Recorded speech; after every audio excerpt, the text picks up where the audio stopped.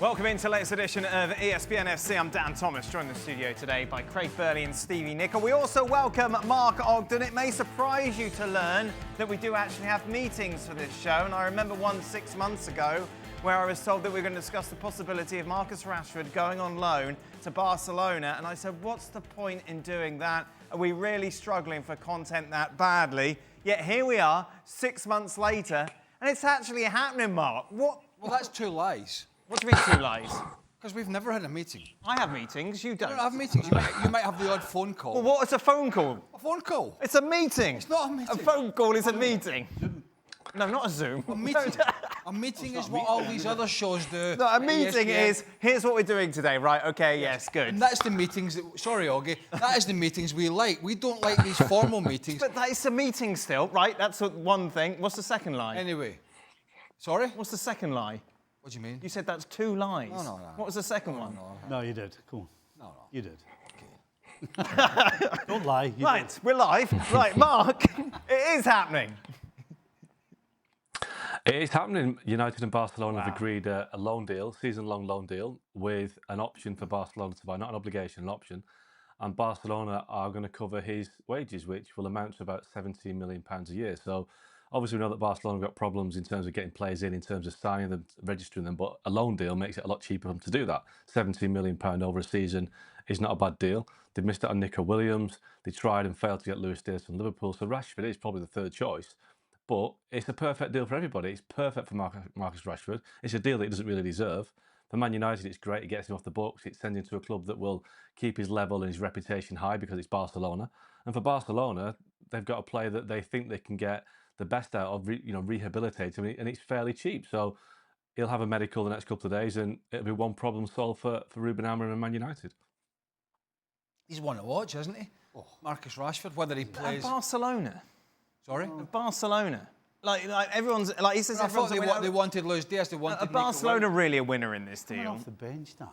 Right. So, well, you've got to look at it, right. that's how you've got to look at it the right way. Again, at times at Aston Villa, he was... Okay. He sparked into life. It wasn't always consistent, but he looked more like his old self at times.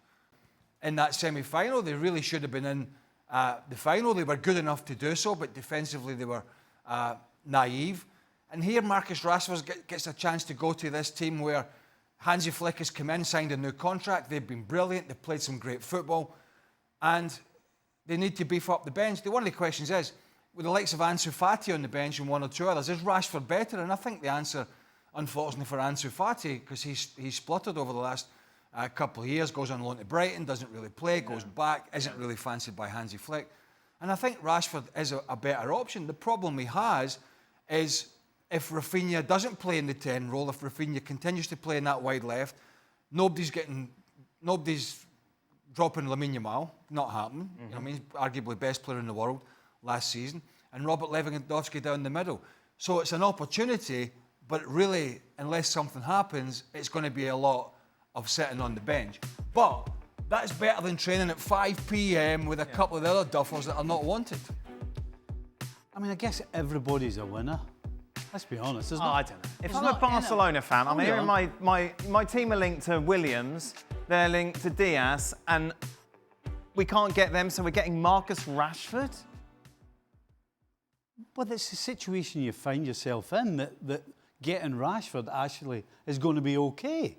You got to look at the big picture. Are there not better options out there?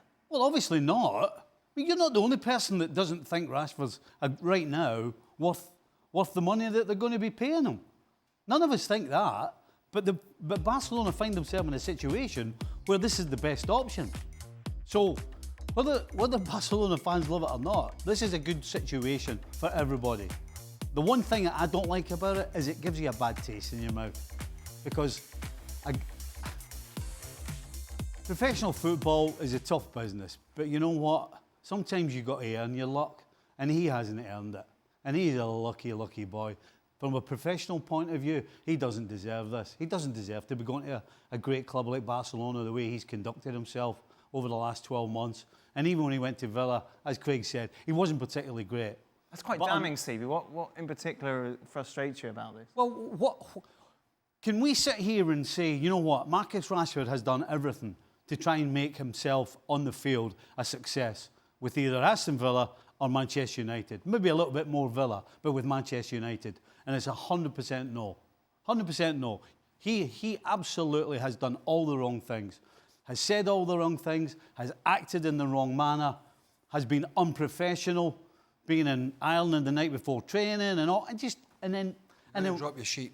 No, it doesn't matter. You've dropped it. Everything he's done has been so unprofessional that, you know, we as professionals will stick up for each other unless you're out of line. Right. And I don't think there'll be many pros now or former pros sticking up for this guy the way he's acted, and he doesn't deserve to be going to a great club like Barcelona. But as I started with, it's a situation that he's found himself in, as have Barcelona. I'm looking at it from his perspective in Man United. I suppose we talked about Man United in yesterday's show, and sort of scratching my head, thinking, well, they're not going to be in amongst the big boys because they're not spending on the best players, they're signing players. But I'm looking at it from their point of view and his point of view, what an opportunity this is. Now, from Barcelona's point of view, it's not the most glamorous signing, you know. And Stevie's right. He signed this new contract, huge contract after that great season at United. His attitude, let's be honest about it, his attitude was abysmal. You could go back and get any game, long before Ruben Amorim came in, when Eric Ten Hag was still there, you could go back and pretty much get any game, even at Old Trafford in front of his own fans, where he was sauntering around, walking around, not tracking back, not even trying to press the ball, not trying to make a challenge, on top of not really producing anything going forward. So, you know, his attitude has been appalling. He got this chance at Villa, which he semi-took. He has possibly got this amazing chance at Barcelona, which just is off the charts. Off the charts for a player who's performed in the way he has for a couple of years.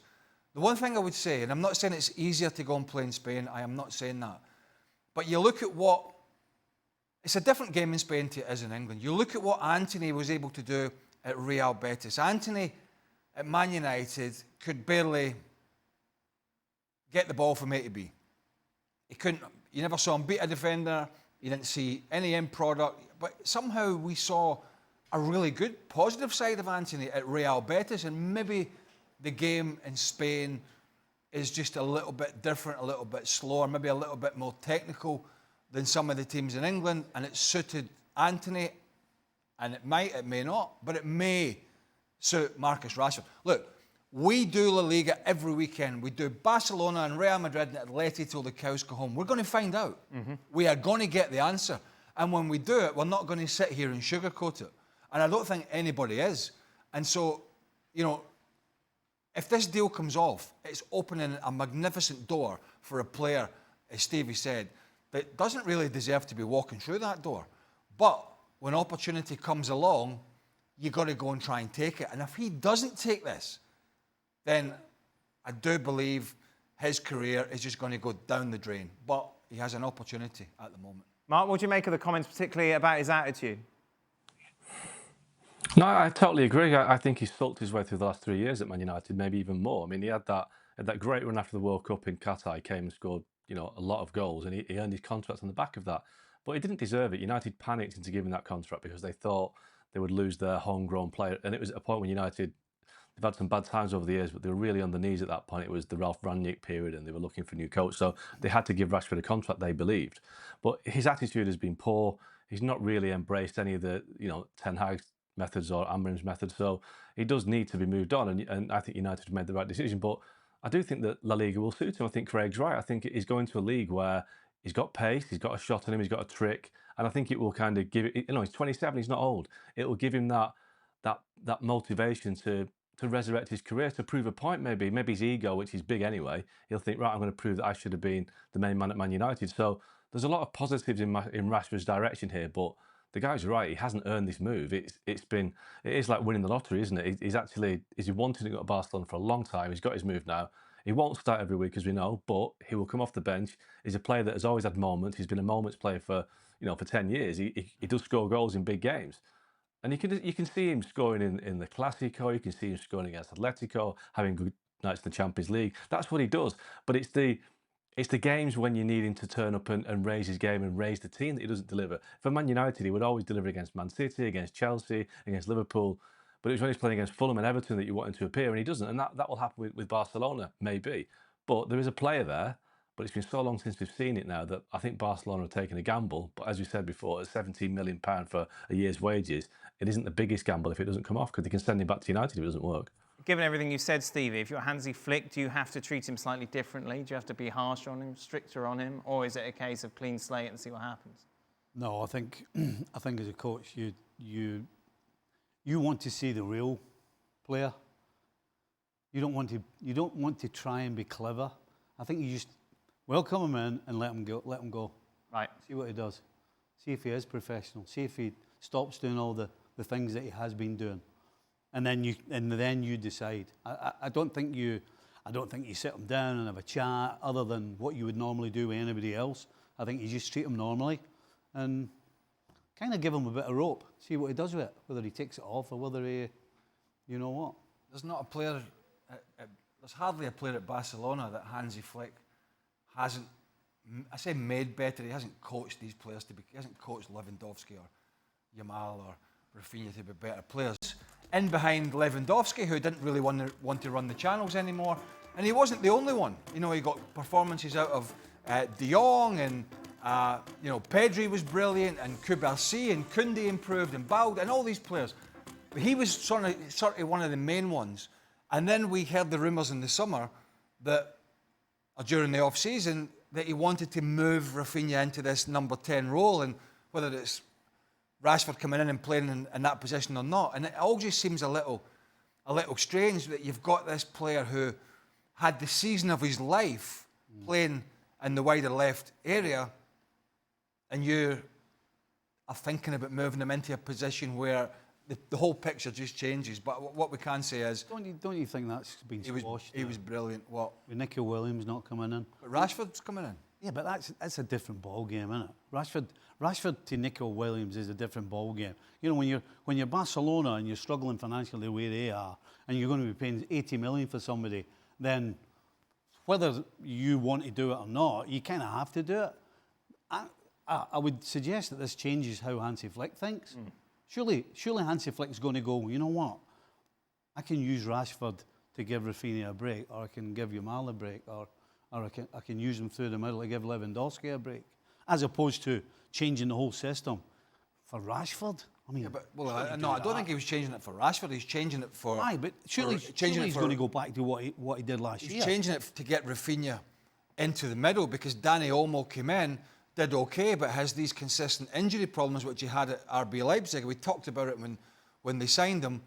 Obviously, Pedri and De Jong were a formidable partnership as the season went along, with sort of Gavi on the outside. But it just seems, coming from Said and Alex Kirkland and others, that this is when Hansi Flick has had this in his mind. And I agree. I think it's strange to try and do that, but who are we to argue? He was so successful last year.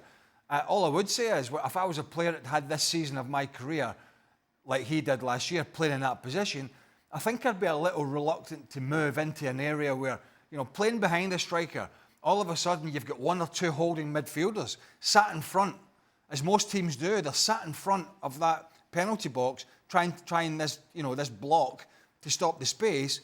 And when you're playing in that 10 role, as he may be if he moves, where's he going to find that space? So it's, you know, it's a wait and see. But, you know, maybe he'll move Rafinha, maybe he won't. I don't know. We won't have to wait that long, really, now. You take a look at it, it's less than a month until La Liga kicks off. Of course, it's yet to be confirmed that Marcus Rashford will be making that move from the Premier League to La Liga. We'll be keeping an eye, of course, on that story as it develops. And he could, in theory, be playing for Barcelona against Mallorca in the opening weekend, live on ESPN+. That is Saturday, August the 16th. So one down, how many more to go? Manchester United, as we said, would be more than happy to get Marcus Rashford's salary off their books. They're looking, of course, to unload others, including Jadon Sancho. Mark, rumours that he could be on his way to Nottingham Forest. Yeah, Forest are interested because they have to replace Anthony Elanga, but obviously the situation with Sancho is his wages. He wouldn't take a pay cut to join Chelsea because he's on around £300,000 a week at United. He's got a year to go on his contract. And there was a deal on the table at Chelsea, but he wouldn't take it because it meant a pay cut. I don't think Nottingham Forest can afford anything like £300,000 a week. So it's whether they're prepared to strike a deal with United. If Sancho is desperate enough to leave, maybe look at Rashford and think, you know, United really mean this. I better go to help me playing. But I think that one still has a bit of work to be done because I think the numbers are a bit too high right now for Forest. £300,000 a week. But even forget if he was on 30 grand a week. He's not a Nottingham Forest type player, is he? And I think... He's not. Now, in what way, Steve? What do you mean? Well, Nottingham Forest are all about fighting and running and closing and defending and then hitting quickly on the break and being decisive. And Jadon Sancho? No, he don't fit that mould, does he? And they're not going to have the season that they had last year. No. Right. Nottingham Forest. I mean, I would very much doubt that. That was a kind of one-off, you know. Most of the players, they defended great. Chris Wood had the season of his life. You know, Gibbs White was in there. You know, Yates and Anderson were two sort of dogs in the middle of the park. And they hit on the counter-attack. Alanga, Hudson-Odoi, whoever it was. And that was their game plan. That was their mantra. And it worked well for them for long periods. But I don't see them having a second season like it. And he's a luxury. Yeah. And Forest are not a luxury team. They're a grafting team. They're hard-working. They're about shape. They're about the team. And Jadon Sancho has been none of that in recent years. And in fact, on the other side of it, you say, right, what is he going to bring any of those aspects to Nottingham Forest in terms of the workmanlike and the attitude? I think there's a grave question that he can bring that. There's also a big question, what else does he bring? Mm. And his forte, his modus operandi is... Wow! Modus operandi! Take a moment, ladies and gentlemen. Enjoy that. Hey! Sometimes you've just got to articulate things on this show. Does anybody watching this show know what that is? You can always look it up. Look it up. Right? Don't be jealous. Beating people, end product, skills, Yep. old-fashioned wide player. When last did we see him really have that in his locker? You know, so we're not. So this is a deal, and Augie said it's still got some work to do. Yeah. I think this is all pie in the sky. I think personally, looking at Jadon Sancho and watching him, I think he's got a very high opinion of what he is and who he is and how good he is. And I think, although Nottingham Forest are a hugely successful club historically in terms of European Cups and English League titles, it's quite a small club, really, in the sense of the ground and the size of it. And I actually think he thinks he's probably above that. And for me, this is just a bad deal all round. He didn't feature, of course, in Manchester United's opening pre-season game. It's very important not to get too carried away with these matches. Obviously, they're just kind of glorified training games. But no goals for Cunha. He's a flop, Mark. That's it. Done. Yeah, I had the onerous task of watching this game earlier on just to kind of see how they went on, and it wasn't the best game I've ever seen. Cunha looked okay. He looked an upgrade on what they had last season. He looked sharp, and obviously he's still got the wavelength of the players around him. But one thing that was obvious to me, and Ruben Amorim mentioned it in his quotes after the game, United desperately need some legs in midfield. They are so short of pace and movement. They will really struggle. They couldn't get the ball off Leeds. Casemiro, as we know, couldn't run. Kobe Mainoo came on second half, couldn't run. So United, with the money they're saving on Rashford's wages, need to find a midfielder quickly, because without a midfielder, they're going to have the same problems as last season. They're going to be overrun. So that has to be the next priority. And they are looking at people like Edison at Atalanta. If I was United, I'd be looking at Morgan Gibbs-White. You know, we know he's available for £60 million, but whether they'll do that or not, but they need somebody in midfield who can basically cover the ground. Yeah, you mentioned it. This is what Ruben Amorim had to say after the game about needing reinforcements within the midfield, talking about the lack of pace. We have a lack of pace, especially in the middle of the park, and you can feel it's hard to win the ball, but we created chance. Well, but I don't get what Augie said, Morgan Gibbs-White there. Morgan Gibbs-White is a player who plays between the striker and the midfielder, and they've got Bruno Fernandes, they've got Cunha, they've got players that do that. They're not central midfielders. A bit worrying that Augie says that they got outplayed and couldn't get the ball off Leeds United. And on yesterday's show, Julian Laurens was saying they don't fancy Agate because he can't pass the ball. They signed him from PSG. They paid millions for him, and we're talking about a guy who can't pass the ball. So you've got a player who really can't pass the ball, and you're trying to play out from the back. He's not in the team. You've got a player in Casemiro, let's be honest, he's finished at this level. And then next to him, you've got Bruno Fernandes, who really needs to be further up the field. But you can't push him up the field because you haven't got anybody else here, and then you've signed Cunha. I mean, it beggars belief. And then, again, yesterday, they were talking about, well, they need a front man, and they haven't ruled out Nico Jackson. I mean, you'd just, if you were a United, you would just burn the season tickets. If they sign Nico Jackson, you just go, right, just forget it. Does a modern player not bother with what the manager says anymore? If I'm a central midfield player for Man United and I'm listening to the manager, Sure. I'm going to be thinking, hold on a second. I think you'd have to go and say, hold on a second. If you're talking about me, can you tell me to my face? Right. Because you can't say that. Well, we all know it's true, and they probably know it's true, but you don't come out and say that in the press. I mean, that's just crazy. It makes no sense whatsoever. And apparently, your modern player isn't like us in our day where you would just get slaughtered and you had to deal with it. You know, apparently the modern day player is a bit soft and a bit lightweight and needs a cuddle. Right. So what's that going to do to anybody? I mean, Kobe Mainoo would be a great example. Kobe Mainoo must be thinking, well, I may as well try and find another club.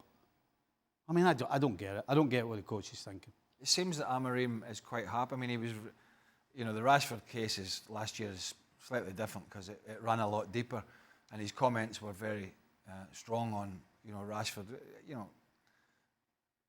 Not the cleverest of comments, I don't think, to be honest, about I'd rather play the bus driver and all that sort of stuff. But I think what he's doing here and has done, he's covering his own backside. He's watching his team being outplayed, as Mark said, even in a pre-season friendly. And when he's asked these questions at press conferences, he's saying, well, it's not me. Right. It's not me. Squad. I don't have somebody to run about in the middle of the park. So it's not me, and it's nothing I'm doing. What I'm doing the best I can. Basically, that's what he's saying. He's sort of covering himself. And he just seems hell-bent, and I think we're going to talk about it all year again. Just hell-bent and playing the same way every week. What's going to happen at the start of the season if they don't start well? Because, as you said, he's covering his own back, but he's covering his own back off the back of not looking after the players. Right. So before you've even kicked a ball in anger, It's a vicious circle, isn't it? you've got the players thinking, hold on, this guy's looking after himself. He's not even bothered to look after us. Oh, I tell you, he's got no chance. They start badly. He's got no chance. They got a midfield and back line that just wouldn't get you past mid-table. No, you look at that 11 again, weren't you? One word on Mbuemo. What's going on? Why is this taking so long, Mark? No, medical this weekend. It should be done next 24, 48 hours. Might make the flight to America on Tuesday with the squad, but he needs a visa before he can do that. Okay, lovely, jubbly. God, that was a lot of He can get an Esty, can he? I can show him how to get an Esty. I mean, Esther.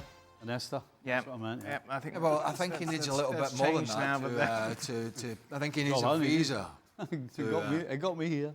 to play. Good. Right, that's the end of that. Transfer Talk is available over on our website. Be sure to go over to ESPN.com.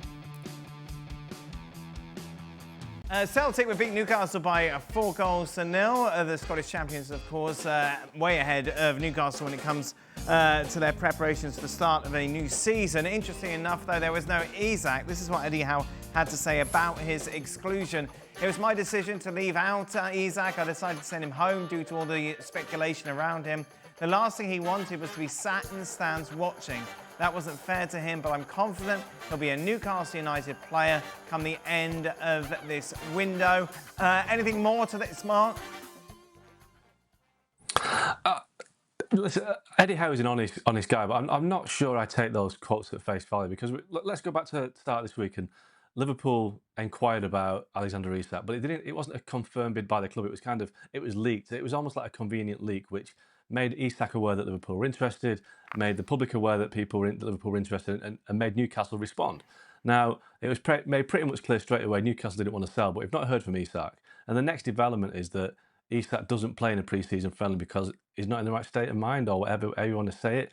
It's a pre-season friendly against Celtic. It's not a Premier League game. He could have played this game and ended the speculation. So it feels like there's things going on here. We know that Liverpool are in for Hugo Ekitike at Frankfurt. Newcastle wanted Ekitike, but Liverpool really wanted Isak. So it feels as though there's a game being played behind the scenes there that involves Alexander Isak, Ekitike, Luis Diaz as well, because we know that Diaz and Bayern Munich is a deal that could happen. Liverpool don't want to sell. So Liverpool really want Isak. And there's 6 weeks to go before the window closes. I'd be very surprised if Isak is not at least tempted by Liverpool.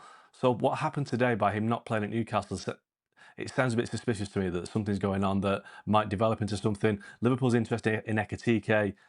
It just feels like there's something more to this. I think there'll be a development in the next 3 or 4 days when it explains what's going on, because I can't see Isak just saying, yeah, no problem, I'll stay at Newcastle. We've only signed one player this summer, but it's fine. I'll stay, I don't want to go to Liverpool. It doesn't stack up like that. And the guys will know, in football, transfers happen in mysterious ways sometimes. Stories are put out there to make things happen, and this feels like something's happening with Isak that will develop in the next few days. I mean, ridiculous statement, isn't it? I mean, I sent him home because it wasn't fair to him to sit in the stands. Well, you mean, what kind of nonsense is that? What's wrong with sitting in the stands at Celtic Park watching your team getting gubbed? You know what I mean? You know, what's the problem? It's just cloak and dagger stuff. As Augie said, he could have played him, decided not to play him, sends him home. That just makes it even more of a greyer area. Why wouldn't you have your head turned with Liverpool? Right. Yeah. As big a club as Newcastle are, you know, league champions, favourites to win it this year again, one of the favourites for the Champions League, needing a front man. You're in the, absolute best time of your career. He's come in from Spain, from Sociedad, took a bit of time to settle, found his feet in the Premier League, was brilliant, offers so many different facets to his game. Scores goals, linked, everything. Of course, Liverpool are going to... You can talk about playing in front of big crowds, you can talk about the passion of the North East and all that sort of stuff, and it's true and it's great, but when somebody like Liverpool comes along, I'm afraid most players just have their head turned. It's as simple as that. I think I'll go with Augie and Craig's nose. So Eddie Howe's not just protecting his player, doesn't want him front and centre, or the cameras or the focus on him, so that's why he's decided... You would have to think that Eddie Howe knows every step of every second that's going on with this situation, because it's huge. I mean, it's the most important thing right now in Newcastle Football Club. And so if Eddie Howe is confident that nothing's going to happen and he's not going anywhere, he has to play him, because he has to get him fit for the start of the season. You don't get fit by just training Monday to Friday. You need games. So it makes no sense that Alexander Isak doesn't take part in his game. Because at the end of the day, if Eddie Howe's confident and knows that Isak's going nowhere, unless it's some stupid number, then you play him. As you say, Eddie Howe knows the ins and outs of all of this, so he knows by not playing him would raise a red flag and would have people like us discussing it, so why not just play him? Well, maybe he's told maybe he's told that something's going on and you can't play him in case he gets injured. That's what happens. How many times have you seen somebody not playing and then 2 days later, after a game, they move? Right. Because they don't want to get injured. If Isak plays against Celtic, gets injured, there's 150 million down the drain. So, yeah, I'm with Augie's nose. There's definitely something smelling. What's wrong with Augie's nose? Well, there we go. Let's go. Augie's got a good scent on his nose. Oh, yeah. That's what he's got. How the hell do you know? What's wrong with you? But I mean, if you're sending somebody home, it does smack a bit of something is happening. Or Alexander Isak has had a face-to-face with Eddie Howe and said, I don't want to be here. I want to make this Liverpool move happen. Okay. And Eddie Howe's gone, right, I don't really want this been discussed in the dressing room for a couple of days in Scotland, so we'll send him home out of the way, because, players will talk. Maybe it's something like that, but it does, as to coin Stevie's favourite, it does smell. Smells a little. Well, yes, I know. Very much what you're saying. Ekitike didn't play for Eintracht Frankfurt today, Mark. He did warm up. Are we in a scenario where Isak would go to Liverpool, he would go to Newcastle, well, then he would just go to Liverpool and Isak would stay at Newcastle? I don't think the two players will play at the same club, put it that way. I think Liverpool will try and hang fire for Isak for a few more days, and if not, they'll sign Ekitike. But if that doesn't happen, then Ekitike... If Isak goes to Liverpool, then Ekitike goes to Newcastle. But I feel he's being played a little bit at the moment. I think he's the secondary option, because and also we don't know what's going to happen with Luis Diaz. So there's a lot of spinning plates right now, but I do think central to this is Alexander Isak. Meanwhile, Mark, Luis Diaz going to Bayern Munich, you feel that you're confident this is going to happen? Yeah, because the situation with Diaz is that there's been a lot of noise around him for the last 6 months. Man City, Barcelona, Bayern Munich. He's got 2 years on his contract. There's no offer on the table yet. He's unhappy that he's not been offered a contract. And obviously there's a deal on the table then. And Liverpool, as we know, they want to offload Darwin Núñez. If they get rid of Núñez and lose Diaz as well at the same time, it's a lot to lose in the summer, which is why there's moves at the minute for Ekitike, Isak. But I do think they've got an offer on the table from Bayern Munich, £60 million for Diaz. It's a good offer. He's 28. I think they'll take it, and I think they'll move on to the next signing. Mark, are you going to the Community Shield? I'm not. I'll be on holiday, Dan. I tell you one man who will be there, Sorry. flying the flag for ESPN FC, our very own Craig Burley for the big one. Manchester, or not Manchester City, Crystal Palace against Liverpool. I only travel for the big ones. It looks like Josh Sargent could be going to Wolfsburg. Those are the suggestions in the media in both Germany and England. 21 million euros the fee to see him leave Norwich. Oh, they love a strikers talk, don't they? On Football Americas, and I'm sure Josh Sargent will be front and centre on the next edition. Shaka will be joining the crew 8:30 Eastern to Monday, live on ESPN. Tomorrow, Monday. Yep, tomorrow. Today's only Saturday. Extra time, where the lights went out yesterday. Oh, what excitement. But they did carry on. Unfortunately. Yeah, I know. I'm sure. I thought you would have been off by that. I tried. Yeah. Be sure to check that out on YouTube. That is it. Finger on the pulse. That's all right, New Zealand. Don't miss much. That's it. That brings us to the end of today's show. Fear not. Hopefully the lights will stay on for Extra Time with Stevie and Craig, which is coming up now. Welcome in then to the latest edition of Extra Time. Thank you very much for your messages. A lot about what happened yesterday, Craig. Excitement. Do you see it, Stevie? Oh, the lights went The out. lights went out. I was worried. I was worried for you. What were you worried? What part were you worried about? Well, I was worried you'd be left on your own. Or Alexis. Well, I wasn't I hosting. meant Alexis. yeah. I thought they two, him and Shaka, might just under the table and get out the door. You've completely Leave her dropped on her yourself own. in it now, thinking that I was hosting. Yeah. What? Oh, you clearly weren't watching. Dan, you know I watch YouTube. I know you watch Where YouTube. do you think you saw it? I'm so surprised that, like, if any two were going to make a run, it'd be Craig and Shaka when the lights came back on. Yeah. I thought that'd be it. You let yourself down a bit there, Craig. Yeah, we did. Is there any information as to why they went out? That's the first. Were you told? You were there. I just sweep the floors and make the tea around. You were involved. Way above my pay grade. That was it. Craig, who are you more like today, Jekyll or Hyde? In quite a good mood today, I'd say. Last few days. Yeah, nice hide today. Isn't it? Yeah. Shut up. Oh, he's just. What I don't like. What I don't He like. used big words today, didn't he? Oh, yeah, What yeah. I don't like is arsey little pretenders trying to be funny. Oh dear. Well, Craig, we've been doing this for a long time. Yeah. I mean, all right, well, I got Just noticed. 12 years. I got some. Well, you know, there's not a lot going on at the moment, so you got to. It is what it is. I don't really know what you're talking about. Neither do I. For Stevie and Greg, which club has done the best business in the current transfer market? Oh, I sold smug Liverpool here. Say no more. Say no more. You've answered it for me. Craig, anyone else? Who else we got? City, I suppose, done a bit. Arsenal have done a bit. Arsenal done a bit. Want to do a bit more? Yeah. Liverpool at the moment. What happens first at United, Stevie? Amorim gets sacked or United win a major trophy? I'm going to get sacked. Yeah, I don't think there's too much debate about that. An easy one. Question for Craig. We did this on the show. How would you rate Marcus Rashford signing for Barcelona? Will Hansi Flick bring the best out of him like he did with Rafinha last season? Well, I don't think he'll get a Rafinha type performance out of him, but if he gets anything that's positive for the team, then that's a bonus. But you know, you're right. We talked about this in the show, and you know, he's a lucky boy. This move is even coming about. Real lucky, because not many players who have a stinking attitude for a couple of years, which he had, whether he felt he was wronged at United or treated, but whatever. I don't care. When he was in the field, he did not work hard enough.